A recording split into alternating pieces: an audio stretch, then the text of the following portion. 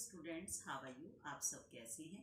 स्वागत है आप सबका क्लास में। देखिए, योग का जो पेपर है वो बीएड में ऑप्शनल पेपर है। अगर आप योग को अपने चॉइस में सेलेक्ट करते हैं तो आपके लिए ज़्यादा बेहतर होगा, क्योंकि योग एक ऐसा विषय है जो कि हर स्कूल कॉलेज में पढ़ाया जाता है। योग की जो उपयोगिता है, जो महत्ता है, वो बहुत ही ज़्यादा है। जैसा कि अरस्तु ने भी कहा है कि स्वस्थ शरीर में ही स्वस्थ मस्तिष्क निवास करता है। तो जब तक हमारे स्कूल कॉलेज का बच्चा स्वस्थ नहीं होगा तो अच्छे मस्तिष्क से पढ़ नहीं पाएगा। उसके लिए ज़रूरी है कि हम योग पढ़ें, और योग पढ़कर जब हम ट्रेन टीचर बनेंगे 1 साल बाद, तो हमें नॉलेज होगी कि बच्चे का स्वास्थ्य कैसा रहना चाहिए, क्या क्या चीज़ें उसे लेनी चाहिए, उसे कितना फिजिकल करना चाहिए। ये सब सारी चीज़ें हमारे योग पेपर में आएंगी। इस वाले पेपर में हम भोजन के विषय में पढ़ेंगे, हम इसमें धारणा ध्यान के विषय में पढ़ेंगे, हम इसमें फिजिकल एजुकेशन के विषय में पढ़ेंगे कि किस तरह बच्चे का फिजिकल डेवलपमेंट होता है। और योग के पेपर की कारण ही पीटी का लेक्चर रखा जाता है कि जिससे बच्चे के दिमाग पर स्ट्रेस ना पड़े। आज का बच्चा पढ़ाई के बोझ में स्ट्रेस महसूस करता है, मानसिक तनाव में रहता है। तो यह पेपर हमें यह बताएगा कि हम बच्चे के मानसिक तनाव को किस तरह कम कर सकते हैं। तो जब हम इस पेपर को शुरू करेंगे तो हमारे पेपर के अंतर्गत 5 यूनिट हैं। हम स्टेप बाय स्टेप उस यूनिट को कंप्लीट करेंगे।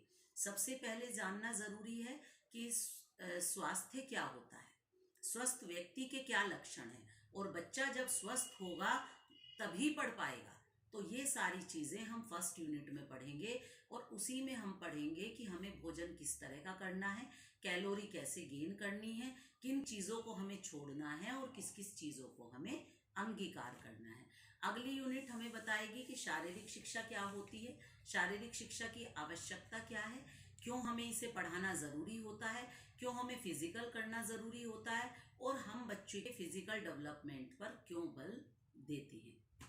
ये आगे की यूनिट जो है हमें शारीरिक स्वास्थ्य की तरफ लेके जाएगी, रिटर्न टू नेचर की तरफ लेके जाएगी।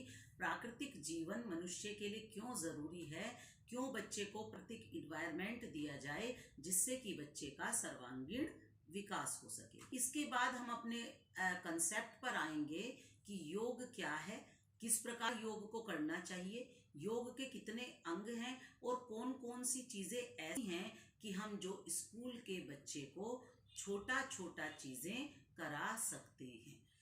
इसके बाद हम अपना सबसे महत्वपूर्ण चीज करेंगे कि जो मानसिक तनाव है उसके दूर करने के क्या उपाय हैं, मेंटल हेल्थ कैसे इफेक्ट करती है बच्चे की स्टडी को। तो ये सारी चीजें बीइंग ए टीचर आप इस पेपर में पढ़ेंगे।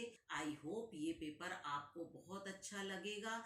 जब आप पढ़ेंगे तो निश्चित रूप से आप उन बच्चों को गढ़ पाएंगे जो स्कूल कॉलेज में शिक्षा ले रहे हैं।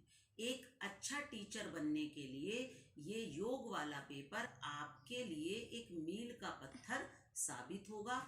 अगली क्लास में हम उसका सिलेबस डिस्कस करेंगे। धन्यवाद। Have a nice